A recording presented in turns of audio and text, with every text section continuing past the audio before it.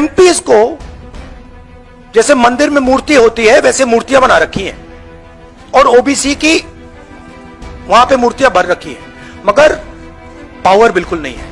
MPs को जैसे मंदिर में मूर्ति होती है वैसे मूर्तियां बना रखी हैं और ओबीसी की वहां पे मूर्तियां भर रखी हैं, मगर पावर बिल्कुल नहीं है। एक चीज मैं कहता हूं, वो नेता धर्म पर क्यों बोले प्रोफेसर साहब, वो नेता धर्म पर क्यों बोले जिनको धर्म के बेसिक्स की और धर्म से जुड़ी भावनाओं की समझ नहीं हो। राज भाई, क्या राहुल जी की अपब्रिंगिंग में धर्म का कोई लेना देना नहीं? क्या वो वेद पुराण उपनिषद कहते हैं पढ़े, लेकिन पढ़े होंगे इसमें शक है।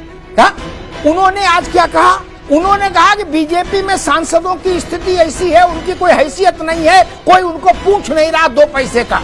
एक सांसद ने मुझसे कहा कि मेरी कोई हैसियत नहीं, बीजेपी सांसद ने कहा, तो उन्होंने तुलना किसी की? बोले जैसे मंदिरों में मूर्तियां होती हैं देवताओं, पावरलेस, यूजलेस। क्या लो भैया, कर लो भाई। 12 करोड़ आदमी बाबा विश्वनाथ के दर्शन मत्था टेक के गया साल भर में काशी में, और आपने बता दिया मूर्ति बेकार है। हे नाथ नारायण, क्या होगा? 7 करोड़ आदमी बांके बिहारी के पांव पूज के गया है 1 साल में। क्या कौन सी किताब पढ़े हो भैया?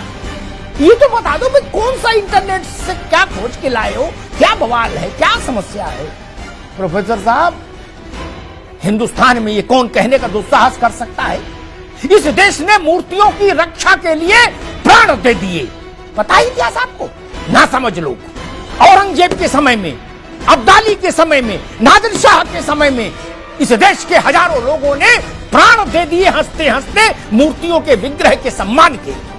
और प्रोफेसर साहब एक बात गांठ मान लीजिए, ज्ञान वापी में कुएं में बाबा विश्वनाथ का सेवक, आचार्य, पुजारी शिवलिंग लेकर कूद प्राण दे दिए थे, समुद्र कुएं में समा गया। शिवलिंग की सुरक्षा आपने कह दिया कि जैसे मूर्तियां होती हैं वैसे भारतीय मोदी ने अपनी पार्टी में एमपीओ को बना दिया यूजलेस, पावरलेस। ये बोलने की क्या जरूरत है आपको? ऐसा क्यों बोलते हो? तिरुवयूर का मंदिर, उत्तर भारत छोड़ो, दक्षिण का उदय, पद्मनाभ का मंदिर, तिरुपति बालाजी, सब जगह मूर्तियां ही हैं मित्र। इस देश का प्राण बसा है मूर्तियों में। आक्रांताओं ने मूर्तियां खंडित की तो आज तक भारत के मन से वो घाव गए नहीं। आपने आक्रांताओं ने मूर्तियां तोड़ी थी, रामलला के मंदिर को ध्वस्त किया था, 550 साल युद्ध चला, संघर्ष चला और अंत में विजय हुई। यतस् धर्मो ततस् जयो। और अयोध्या में श्री रामलला का भव्य मंदिर बनकर तैयार हो गया। राजनेता ऐसा कैसे कोई बोल सकता है कि पावरलेस होती मूर्तियां? किसी मंगलवार को देश के किसी मोहल्ले में हनुमान जी के मंदिर चले जाइएगा राज बाबू, क्या 100-200 आदमी आरती करता मिलेगा।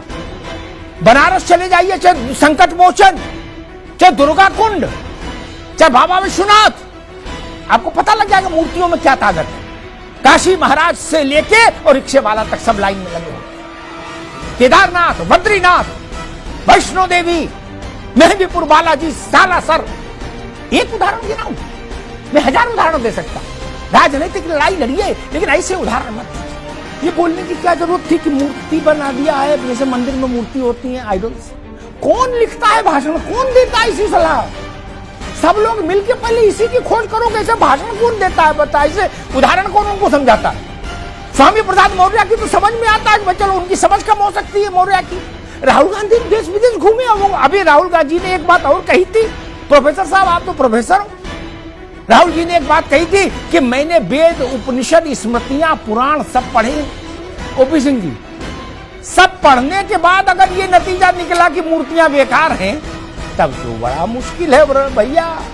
और अंत में कहूंगा, वृंदावन में रहना है तो राधे राधे कहना है।